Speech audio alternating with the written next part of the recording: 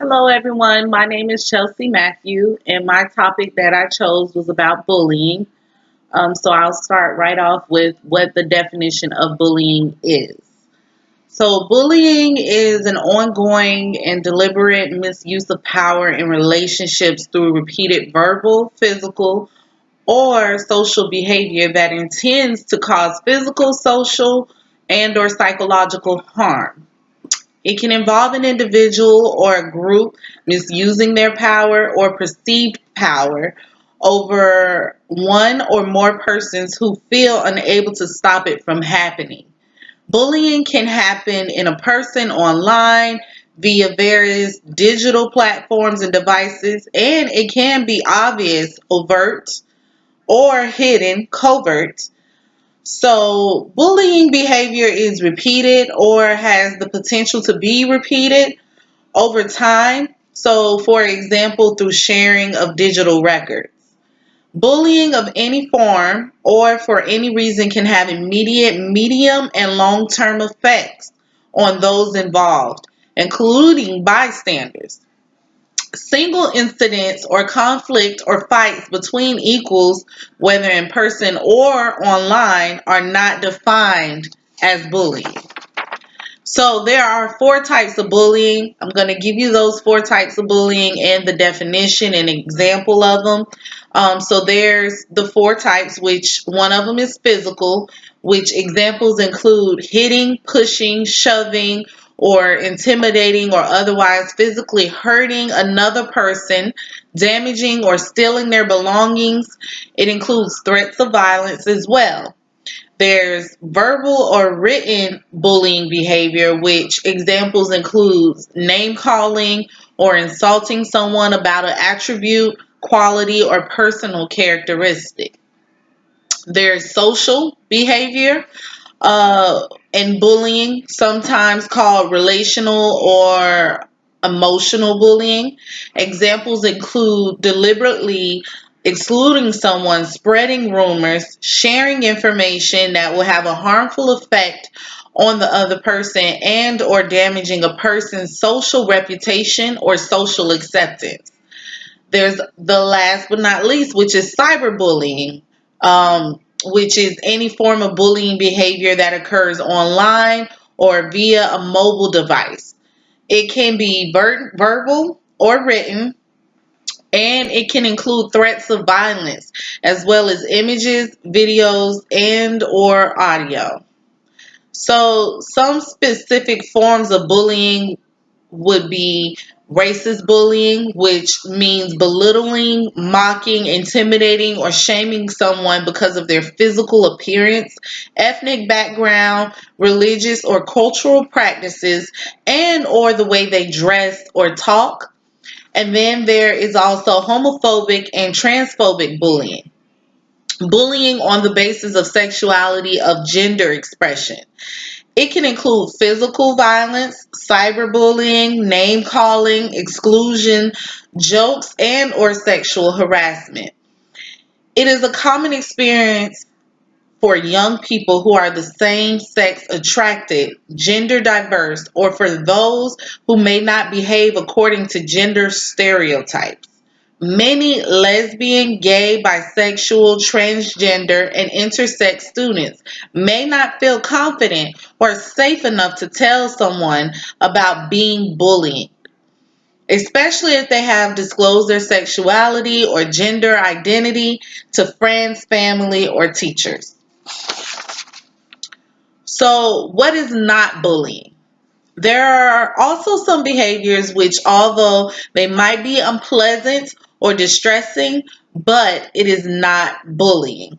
For example, mutual conflict, which involves a disagreement but not an imbalance of power. Unresolved mutual conflict can develop into bullying if one of the parties target the other repeatedly in retaliation. There's also single episode acts, which is of nastiness or physical aggression or aggression directed towards many different people, which is not bullying. And then there is also social rejection or dislike. It's not bullying unless it involves deliberate or repeated attempts to cause distress, exclude, or create dislike by others. So here's the thing: everyone has the potential to bully others or be bullied. Individuals can take on various roles in bullying and play different roles in different contexts. Participant roles can include someone who engages in bullying behavior or is targeted of bullying behavior, assists the bullying and actively joins in, or encourages and gives approval to being the bullying. Approval to the bullying. I'm sorry. They reinforce it through verbal and nonverbal cues such as smiling, laughing, or making comments and signal it as acceptable. Sees or knows about someone being bullied, but for a range of reasons is passive and does participate in the bullying or support the target. So, a small number of students are both the target of bullying and engaging in bullying behavior. These students who do this are particularly vulnerable and may need additional support and intervention. It is important to remember that children and young people are still learning and practicing social skills. Everyone has the capacity to change their behavior, but being given a label can make changing much harder. All adults, including teachers, school staff, and parents, can model positive, upstandard behavior and intervene if they observe bullying behavior occurring between the students.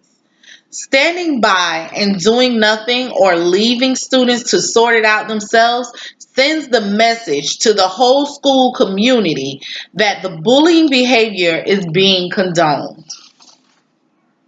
The impact of students who are being bullied are more likely to feel disconnected from school and not like school, have lower academic outcomes, miss school and not complete year 12, lack quality friendships at school, be more vulnerable and have lower levels of resilience, have depression, anxiety, feelings of loneliness and isolation, can even have low self esteem and not be accepted by peers, be socially withdrawn and avoid conflict. Some students who are being bullied can also even have nightmares, feel wary or suspicious of others, have an increased risk of depression and substance abuse.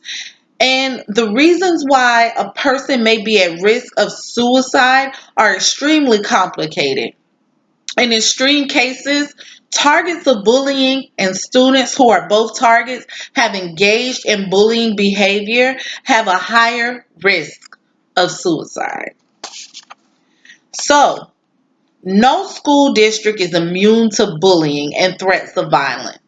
Actually, in fact, every 7 minutes a child is bullied at a school, and 1 in 3 teens report being bullied in their lifetime.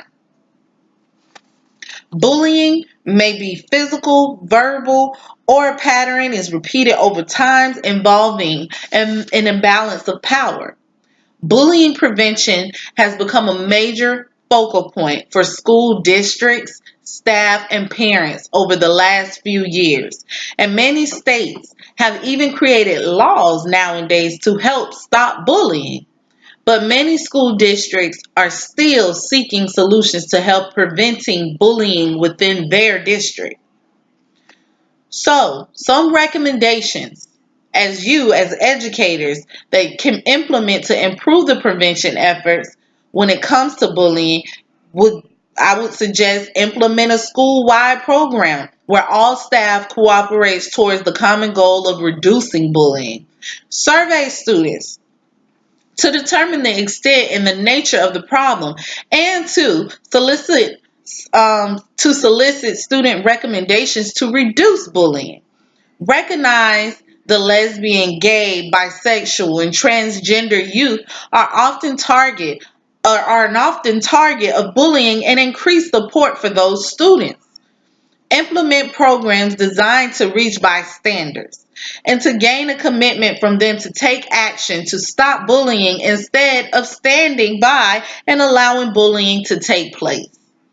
Research has found that more bystanders are present, then that less likely it is someone will intervene.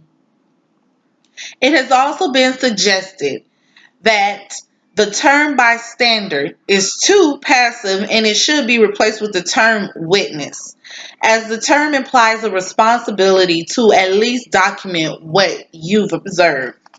Cyberbullying is a new phenomenon and a challenge for schools and families. Schools have been reluctant to get involved, but the key question is, did the cyberbullying disrupt learning? The answer is almost always yes, and the administration needs to investigate the messaging, involve parents, and maybe even law enforcement. The investigation in cases when it comes to cyberbullying will include the interviewing the victim, the perpetrator, and any witnesses and will likely result in consequences for the perpetrator. There's also increasing staff supervision in areas where bullying occurs the most. The survey of students will let schools know not only the scope of the problem, but the area where it occurs the most. Survey results have often found that bathrooms, hallways, and buses are the most common places where the most bullying occurs. So, I hope that I gave you some good information when it comes to bullying and what you can do as an educator to prevent bullying from happening in schools and to take it very serious because it is occurring in today's society, and the only way we can get in front of this situation is by recognizing that it does exist and that there are ways we can prevent these situations from happening. So I hope that this video helps, and thank you.